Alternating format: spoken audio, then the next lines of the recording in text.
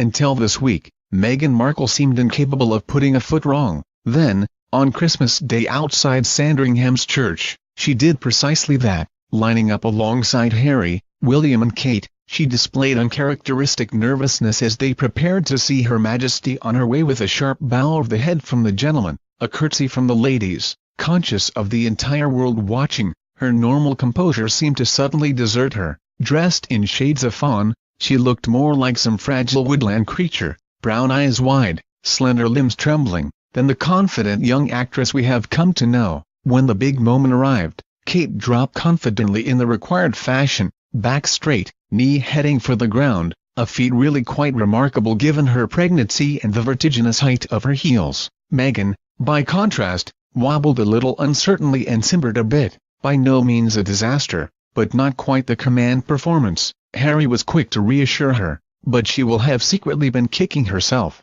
and I feel her pain because I've made precisely the same hash of a curtsey myself, not in front of the Queen, I'll admit, nor the world's cameras. My royal fail took place in a far more intimate setting, at a quiet dinner at a friend's house in the presence of the Duke and Duchess of Cornwall. The issue of the curtsey loomed large right from the moment the prized invitation dropped on our doormat. Our hostess being a stickler for such things, she took it upon herself to instruct me. Admittedly, there is something faintly ridiculous about curtseying in this day and age. It's not so much the fact of genuflecting in the royal presence, it's the process itself. In crinoline and corset and garnished with yards of silk and lace, I imagine it looks magnificent, romantic even. In ordinary 21st century clothes it appears ungainly and awkward, even when executed by a trained pro like Kate. Still, needs must, and so my friend took me under her wing, much, I imagine, in the way that Kate will have schooled Meghan.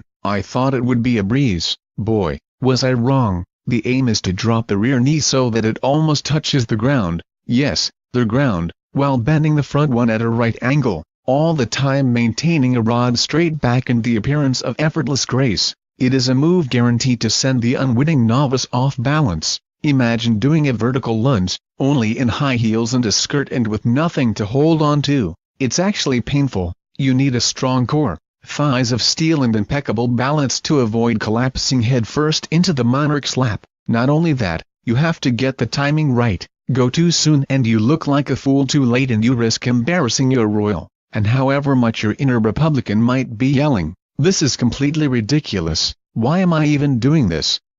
Trust me, once you're actually in the presence, you want to get it right. Suffice to say that beforehand I, like Meghan, was a bundle of nerves, and, like Meghan, I fluffed it. I did the one thing my friend had repeatedly warned me not to do under any circumstance. Reader, I bobbed, a silly little jerky movement that must have looked ridiculous. Whether the prince noticed, or cared, I cannot say, but I let myself down and worse still, I let my friend down. So my heart goes out to Meghan, but she shouldn't be too hard on herself. Like I say, thus far she hasn't put a foot wrong. Now that she has, we can all finally heave a sigh of relief and rejoice in the fact that the girl's human, after all. Thank you for watching.